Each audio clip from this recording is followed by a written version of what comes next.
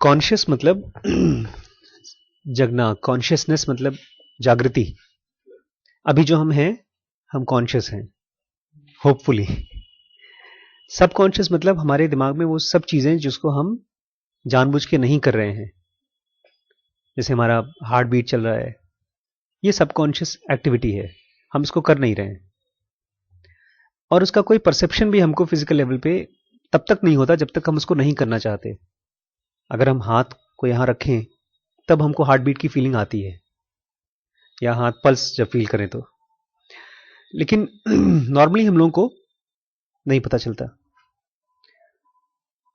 कहते हैं कंट्रोलर, हमारे जो चेतना का कंट्रोलर, हमारे कॉन्शियसनेस का कंट्रोलर जो हमारे ब्रेन में है, वो कौन सा ऑर्गन है? RAS, reticular activating system. और कहते हैं सारी स्पिरिचुअलिज्म इसी आरएएस का कंट्रोल कंप्लीटली ले पाना है। आरएएस का कंट्रोल हमारे हाथ में आए। कंट्रोल मतलब हम एक उंगली उठाते हैं फिर उसको नीचे करते हैं, ये हमारे कंट्रोल में है। लेकिन यही चीज हमारे हाथ से चला जाता है जब हम सोते हैं। हम नींद में अपनी उंगली को नहीं मोड़ सकते हैं, नींद में ये उंगली पड़ी रहती है ऐसी। फिजिकल बॉडी का कंट्रोल जो कि जगते समय कॉन्शियस होता है, नींद में वो नहीं होता।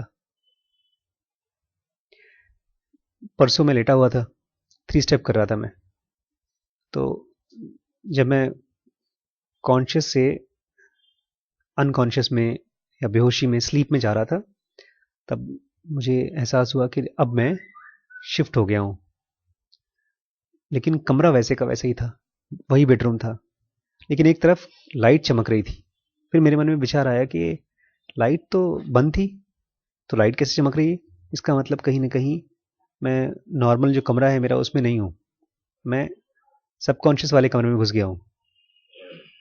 फिर मुझे ख्याल आया अगर सबकॉन्शियस है और मेरे बगल में मच्छरदानी लगी हुई है, आंख बंद थी मेरी, तो मच्छरदानी में अगर हाथ कर हिलाऊं तो हो सकता है मैं उसको न टच करूं। फिर मैंने हाथ हिलाना शुरू किया तो मुझे टच नहीं हुआ, फिजिकल बॉडी नहीं हिल रहा है, खाली विचारिक मन वो हिल रहा है। यस। फिर मैंने हाथ वाथ हिलाया तो कोई मच्छरदानी मुझे टच नहीं की। ये सबकॉन्शियस है। लेकिन ये सबकॉन्शियस जब आप जग रहे हैं, आप कुछ एक्टिविटी कर रहे हैं, तब ये कॉन्शियस हो गया है। नॉर्मली कहते हैं केवल 10% या उससे भी कम कॉन्शियस होता है। जैसे हम लोग यहां बैठ के बातचीत कर रहे हैं तो हमारे फिजिकल सेंसेस जो भी चीज रिसीव कर रहे हैं उसमें से बहुत छोटा सा हिस्सा है जो उसके जिसके बारे में वो कॉन्शियस रहता है, और उसकी कॉन्शियस मेमोरी बनाता है। एक टाइमलाइन बनती है हमारे ब्रेन में कि आप साइकिल से आए, यहां पर बैठे, तो आपको पता है ये पहले हुआ, इसके बाद ये हुआ, इसके बाद ये हुआ। लेकिन इसी सेकंड में ढेर सारी एक्टिविटीज हो रही हैं जिसकी इंपल्सेस आपके कान में, आंख में, सब जगह चल रही है, लेकिन उसका परसेप्शन हमको नहीं होता, हमको उसकी मेमोरी नहीं बनती। तो जिन चीजों की मेमोरी बनती है उसको डॉक्टर्स या साइंटिस्ट या न्यूरोलॉजिस्ट क्या कहते हैं? कॉन्शियस। हाँ, जिसका मेमोरी बनता है हमारे। रिसीव रिसीव तो सारा का सारा बॉडी करता है, लेकिन खाली उसी के ऊपर हमारा टॉर्च जाता है, चेतना का टॉर्च, और उसी का मेमोरी में रजिस्ट्रेशन भी होता है। इसके अलावा जो पूरी एक्टिविटी होती है हमारे ब्रेन को और सेंसेस को इंक्लूड करके, वो सब सबकॉन्शियस है। सबकॉन्शियस पे हमारा कोई कंट्रोल नहीं है। देखिए, मैं सोने चला गया, मैं क्यों बात कर रहा हूं सबकॉन्शियस की? बिकॉज हमारी पूरी जो लाइफ है वो सबकॉन्शियस ही कंट्रोल करती है, कॉन्शियस बहुत कम कंट्रोल करता है। कॉन्शियस मतलब कार का छोटा सा एक स्टीयरिंग। और अगर आप गाड़ी में बैठे हैं, ड्राइवर की कुर्सी पे नहीं बैठे, किसी और कुर्सी पे बैठे हैं, गाड़ी चल रही है और ड्राइवर की कुर्सी पे कोई नहीं है, तो क्या होगा? वो हमारा हाल होता है। हम हम अपनी लाइफ में जो भी चीजें कंट्रोल करने की कोशिश करते हैं, कंट्रोल होती नहीं है। क्यों? बिकॉज ज्यादातर कंट्रोल कहां से होता है? सबकॉन्शियस से। वो सबकॉन्शियस है क्या? वो चीज है जो हमारे कंट्रोल में नहीं है। हम यहां बैठे हैं, खुश हैं, कोई दिक्कत नहीं है, लेकिन तब तक से अंदर में एक थॉट आ गया कि यार समोसा खाने का मन कर रहा है। ये विचार कहां से आया? अंदर से कहीं से आया, या हो सकता है कहीं से खुशबू आई है समोसे की। अब समोसा अगर खा लिया, समोसा खाने का भूख लगा नहीं है, बट खाली मन कर गया, वो उससे क्या होगा पता है? क्रेविंग आएगा, समोसा खा लेंगे, फिर पूरा बॉडी का सिस्टम कहाँ इकट्ठा क्या काम करेगा? फिर बॉडी से भूल जाएगा कि आपको क्लास लेनी है, बॉडी से भूल जाएगा कि आपको पढ़ाई करनी है, बॉडी को इससे कोई मतलब नहीं है कि आपका कल एग्जाम है। बॉडी आपको क्या कराएगा? नींद आएगी। क्यों? बिकॉज बॉडी को चाहिए ब्लड। ब्लड लेकर पेट के पास लेके जाएगा, और पेट में क्या करेगा? वो समोसे को पचाएगा। और हमने समोसा क्यों खाया? जरा सा टेस्ट मन कर रहा था। तो ये जो हमारा डिजायर आया, ये हमारे सबकॉन्शियस माइंड से आया। 99% जो हमारे डिजायर्स होते हैं वो सबकॉन्शियस से आते हैं, वो कॉन्शियस से नहीं आते। कॉन्शियस खाली एक छोटी सी खिड़की है जहां से कुछ कनेक्शन दिखाई देता है। समोसे की खुशबू ने समोसा खाने का डिजायर पैदा किया। मेरे बगल में एक और बंदा बैठा है, उसको भी खुशबू आ रही है, लेकिन उसको डिजायर पैदा नहीं हुआ। इसका मतलब कहीं ना कहीं डिजायर हमारे अंदर बैठी हुई थी। तो ऐसी ढेर सारी जो डिजायर्स हैं, क्रेविंग्स हैं, वो हमारे सबकॉन्शियस में बैठी है। इसी में एक सबसे स्ट्रांग डिजायर होती है, डिजायर टू कीप लिविंग, जीते रहने की डिजायर। वो बाकी सब डिजायर्स का सोर्स है। हम जब कुछ करना चाहते हैं, सक्सेसफुल होना चाहते हैं, किसी से प्यार पाना चाहते हैं, किसी को प्यार करना चाहते हैं, पैसा कमाना चाहते हैं, वो बेसिकली क्या है? Desire for living. अगर जीने की डिजायर नहीं होगी तो कोई डिजायर ही नहीं होगी हमको। लेकिन ये हमको पता नहीं चलता कि अंदर में हमारे डिजायर है। डिजायर पता है कैसी होती है? फायर की तरह होती है, जलती रहती है। और अभी श्रीश आया था थोड़ी देर पहले, रोते रोते खूब जोर से, पापा जल्दी कुछ करो, जल्दी कुछ करो, जल्दी कुछ करो। उसकी उंगली में कुछ जल गया, जलता हुआ कुछ कागज गिर गया, तो हाथ जल गया। इसकी एक्सपीरियंस हमको है, और उसको पता है कि ये जल रहा है, मुझे इस एक्सपीरियंस को खत्म करना है। लेकिन ऐसा ही एक्सपीरियंस हमारे कहीं पर अंदर में चल रहा है जिसका हमको पता ही नहीं है। जब पता ही नहीं, इसलिए हम कुछ करते ही नहीं है। तो उसका हमारे पर रिस्पॉन्सिबिलिटी नहीं, कोई जोर, कोई दिक्कत ही नहीं, चल रहा है आराम से। साइंटिस्ट या योगी कहते हैं अगर आप अपने कॉन्शियसनेस को बढ़ाओगे तो आप वो अंदर की चीजों को पकड़ पाओगे। वो जब पकड़ में आएंगी तो उसके लिए क्या करना है वो भी समझ में आ जाता है। जैसे एक लड़की को अगर मैंने देखा, वो सुंदर सी है, उस सुंदर सी लड़की को देखने से अगर मेरे ब्रेन में कहीं पर उसको पाने का डिजायर आया, तो ये सिंपल खाली ऐसा नहीं है कि एक समोसा है उसको खाने का मन किया। एक अगर लड़की है, उसको पाने का डिजायर आया, तो ये बहुत कॉम्प्लेक्स घटना है। क्यों? समोसा तो खा लिया, 6 घंटे बाद कुछ एनर्जी इकट्ठी हो जाएगी, कचरा निकल जाएगा। लेकिन अगर एक लड़की आती है हमारी लाइफ में तो क्या होगा? थॉट्स आएगा, एक्टिविटीज आएगा, शादी होगी, बच्चा होगा, डिवोर्स होगा, फिर उससे और अगली जनरेशन आएगी। उसमें योग वशिष्ठ में लिखा है, राम पूछते हैं कि दुनिया कैसे बनी? बोलते हैं ऊपर आसमान में आत्मा थी, उसने कुछ सामान कहीं देखा, कुछ उसको लगा कि मुझे चाहिए, तो उसने फिजिकल बॉडी ले लिया। एक लाइन में बता दिया, फिजिकल बॉडी ले लिया। लेकिन उस फिजिकल बॉडी से कितना झंझट पैदा हुआ, उसके बाद कहते 84 करोड़ बार वो पैदा हुई, ऐसे बार बार बार बार। क्योंकि आप एक बार किसी चीज में घुस जाओगे, निकलने का अगर आपको रास्ता मालूम नहीं, तो फिर जिम्मेदारी किसी और की थोड़ी है, आपको झेलना पड़ेगा सब कुछ। इसको समझिए, जो हमारा अनकॉन्शियस है सो कॉल्ड, और जो कॉन्शियस है, इन दोनों की मात्रा कितनी है? 10-90।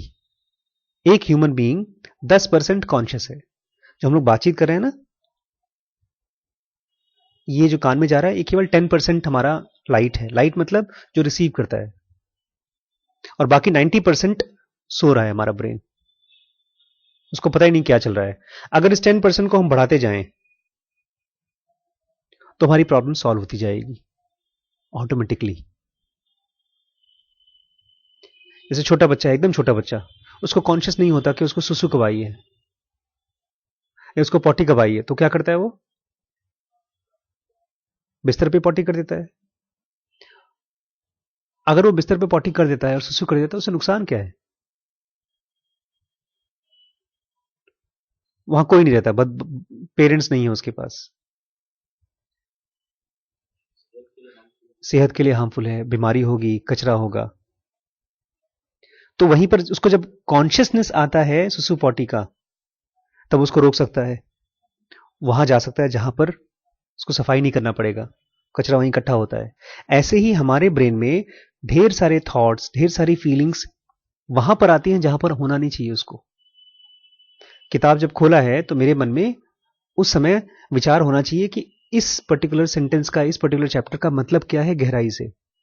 लेकिन उस समय क्या होता है, वहीं पर सुसु पॉटी हो जाती है। वहीं पर सुसु पॉटी मतलब विचार कोई और यहां पर आ जाता है।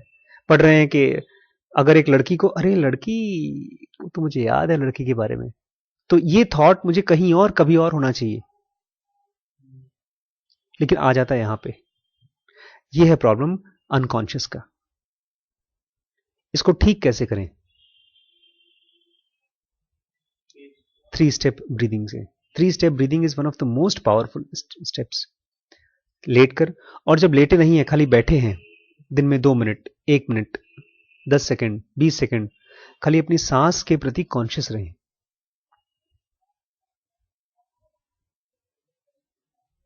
क्योंकि जितनी देर आप कॉन्शियस रहते हैं किसी चीज के लिए, आपकी जो कॉन्शियसनेस की मात्रा है वो बढ़ रही है। अगर 24 घंटे में से 10 सेकेंड आप कॉन्शियस रह गए, तो आपने 10 सेकेंड का कॉन्शियसनेस का इकट्ठा कर लिया। ऐसा नहीं कि 10 सेकेंड कॉन्शियस रहे आप, आपने 10 सेकेंड का कॉन्शियसनेस इकट्ठा कर लिया। आपके अंदर 10 सेकेंड कॉन्शियस रहने की ऊर्जा आ गई, मसल्स डेवलप हो गई, आवाज चल रही है मेरे आसपास, वो अनकॉन्शियसली मेरे कान में आवाज आ रही है। लेकिन यही अगर मैंने 10 सेकेंड कॉन्शियसली आवाज सुन लिया, कॉन्शियसली मतलब कुछ काम नहीं है उससे, मेरा कोई प्रयोजन नहीं है, कोई मतलब नहीं है, ये आवाज आई, इससे मेरा कोई प्रयोजन नहीं है। कौन सी आवाज आई थी अभी? एक ट्रक के चलने की। अगर इससे मेरा कोई मतलब नहीं है, फिर भी मेरे कान में जाएगा, तो ये अनकॉन्शियसली जाएगा। लेकिन मैं फिर भी सुनता हूं, इस चीज को ध्यान से सुनता हूं। जितना देर ध्यान से आप सुनते हैं, उतना देर आप कॉन्शियसनेस बढ़ा रहे हैं। और बड़ी जादू की चीज है, इसके लिए आपको कोई थकावट भी नहीं होती है। मतलब ये बड़ी पैराडॉक्सिकल चीज है। हम लोग जितना ध्यान लगाते हैं, हम कुछ देर बाद छोड़ देते हैं ध्यान लगाना, लेकिन जितना देर ध्यान लगाते हैं उससे टायर्डनेस नहीं आती है। टायर्डनेस तो फिजिकल बॉडी में होती है, वो खाली ऐसा रहता है कि बस अब नहीं, कहीं ना कहीं जो रूटीन चल रहा है, ढर्रा चल रहा है हमारा, उस पर वापस आने का मन करता है। तो कॉन्शियसनेस बढ़ाने का तरीका क्या है? अपने पांचों सेंसेस को कॉन्शियसली यूज करना। जब खाना खा रहे हैं तो उसको कॉन्शियसली स्वाद लेना। ये क्यों? क्योंकि जितना आप फिजिकल वर्ल्ड में कॉन्शियस रहेंगे, उतना ही आप मॉलिक्यूलर वर्ल्ड में कॉन्शियस रहेंगे। अगर आपने ध्यान से वर्ड्स, यहां पर शब्दों को सुना है या गाड़ियों को सुना है, तो जब आप ड्रीम वर्ल्ड में जाएंगे या जब मरने के बाद कहीं और पहुंचेंगे, तो आपको छोटी छोटी चीजें आप पकड़ पाएंगे, और इस दुनिया में भी आप छोटी छोटी चीजों को पकड़ पाएंगे। इसीलिए सबसे इंपॉर्टेंस जिनुका पता है किस चीज को देती है कॉन्शियसनेस बढ़ाने के लिए? ब्रीदिंग, ठीक है। उससे भी पहले एंटी स्पीड।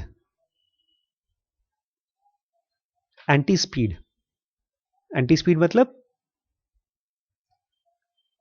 धीमे करना। अगर आप बहुत सक्सेसफुल होना चाहते हैं, आप 100 में से 100 पाना चाहते हैं, करोड़पति बनना चाहते हैं, तो बहुत धीमे धीमे काम करिए। बिकॉज जितना धीमे धीमे काम करिए, slow is equal to consciousness. लेकिन उसमें बहुत बार लेजीनेस आ जाता है। बैठे हैं, नींद आ गई तो सो गए। कॉन्शियसली स्लो करना। परसों मैं बैठा हुआ था, हम लोग नीचे जाना था कहीं पर, किसी ने बुलाया था, रिम्पी ने कहा चलो चलो फटाफट चलो, रेडी हो जाओ। तो मैं थोड़ा चल रहा था जोर से, तब तक से मेरे हाथ में फेसबुक आ गया फ़ोन में। तो मैंने उसको खोला तो उसमें नित नाथ हन, एक एनलाइटन मास्टर हैं, उनके कोटेशंस आते हैं। तो उसमें लिखा था, take aboard in your breathing even if it is for few seconds. मतलब अपनी सांस में जाकर शरण लो, चाहे कुछ ही सेकंड के लिए। तो मुझे ध्यान आया, अरे आशीष, जल्दबाजी क्यों कर रहे हो? और उसमें जल्दबाजी क्या हो रही थी पता है? रिम्पी अपने बाल ठीक कर रही थी और मुझे लगा था कि ये क्यों उतना लेट कर रही है। तब मैं बैठ गया, सोफे पर बैठा और ऐसे बैठ गया मैं, और अपनी सांस पर ध्यान देने लगा। तो रिम्पी बोलती है, क्या सोच रहे हो? आमतौर पर लोग क्वेश्चन पूछेंगे, क्या सोच रहे हो? कुछ नहीं। कुछ नहीं।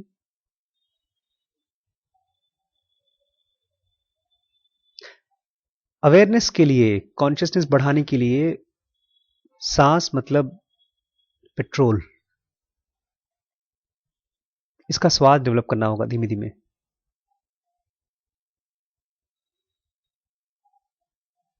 और ये कब होगा? जब हम जानबूझ के धीमा करेंगे अपना काम। एक चीज समझ लीजिएगा, कभी भी उससे ज्यादा धीमा नहीं कर सकते जितना आपका ग्रोथ हो चुका है। एक कछुआ कछुए से धीमा तो नहीं चलेगा। हम्म एक कछुआ स्नेल जैसा चल सकता है कभी? स्नेल स्लो चलता है कि कछुआ? स्नेल छोटा सा कीड़ा होता है ना, सीप। तो जितना आप स्लो हैं, उससे ज्यादा तो स्लो हो ही नहीं सकते। लेकिन हम उससे तेज होने की कोशिश करते हैं। और जब जितना स्लो हैं आप, उससे जब तेज होने की कोशिश करेंगे तो आपका चाल बिगड़ जाती है। इसलिए अपने आप को कॉन्शियसली बताना है कि काफी साल लग गए तो भी कोई दिक्कत नहीं, हम आज स्लो प्रैक्टिस करेंगे। आज चलेंगे, साइकिल आराम से चलाएंगे, चाहे 10 मिनट का काम रुक जाए, चाहे आपको प्राइम मिनिस्टर ही आपको कुछ देने वाले हों, मेडल देने वाले हों। एक कहानी है उनकी, ओशो की। बताते हैं कि पंडित कोई राइटर थे, तो वो उनको पता चला कि उनको कोई अवार्ड मिलने वाला है।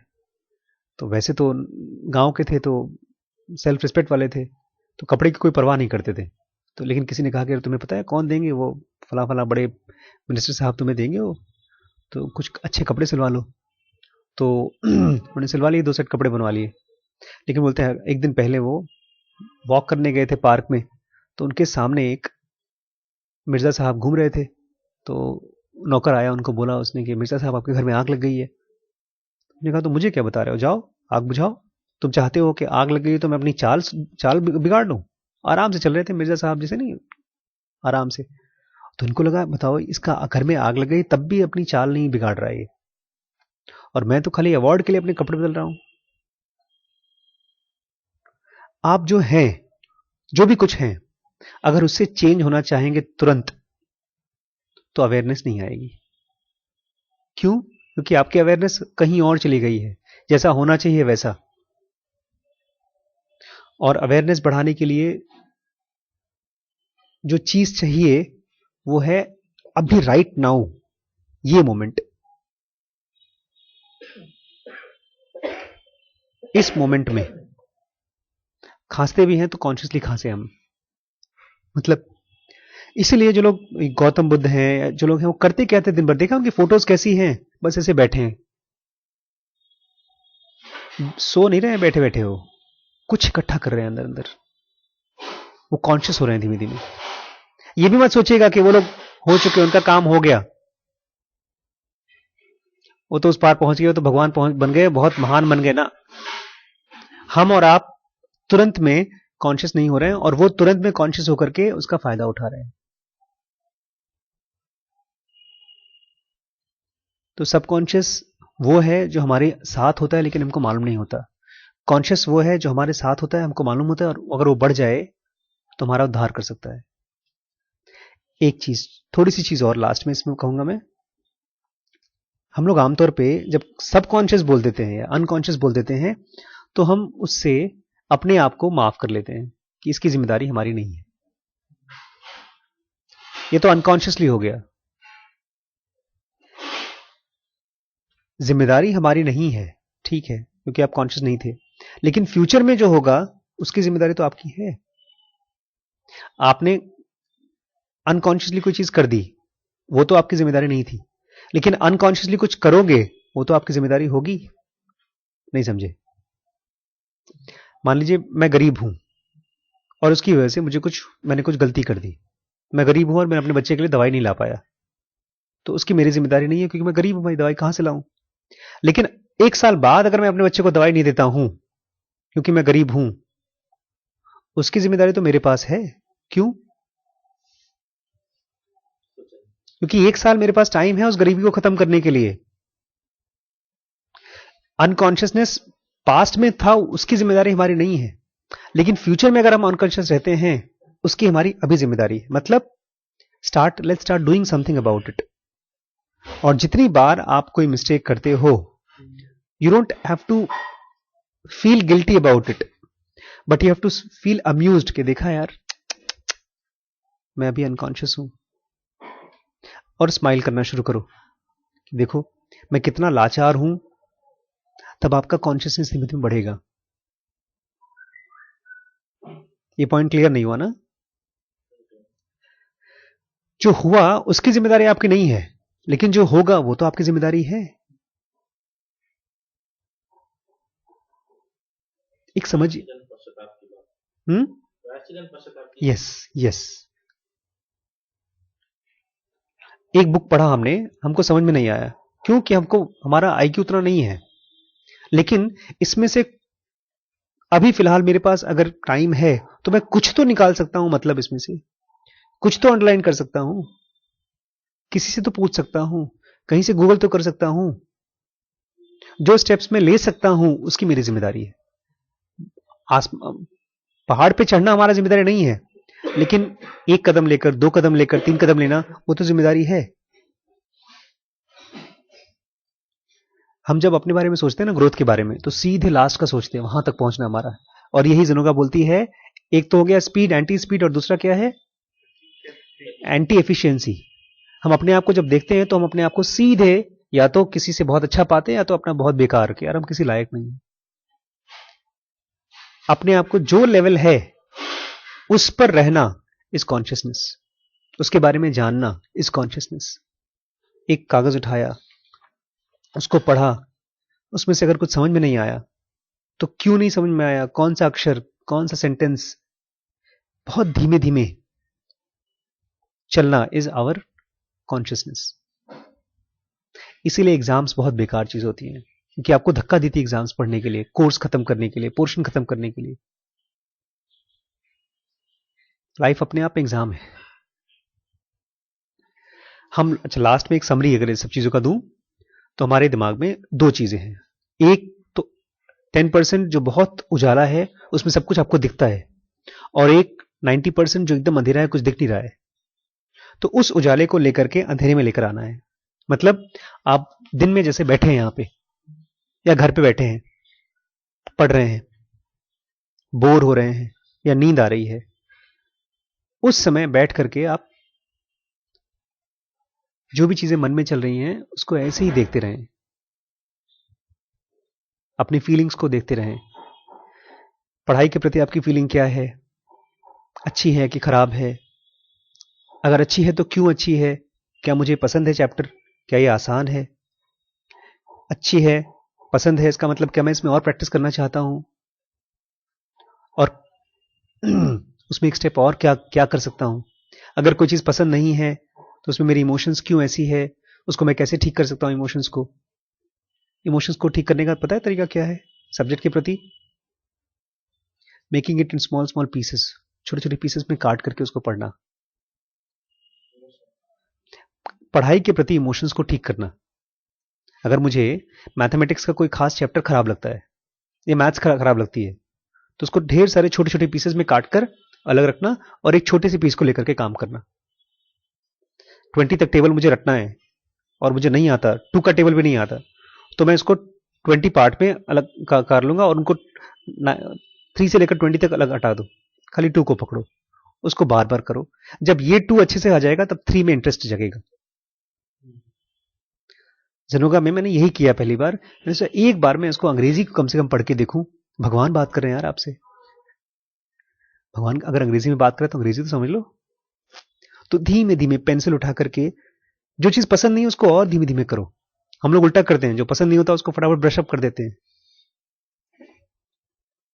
अगर दो नियम इकट्ठा कर लें, वो नियम अवेयरनेस होने का है, अवेयरनेस लाने का है। कौन कौन सा? स्पीड को स्लो कर दो और बहुत अच्छे से करने की कोशिश मत करो।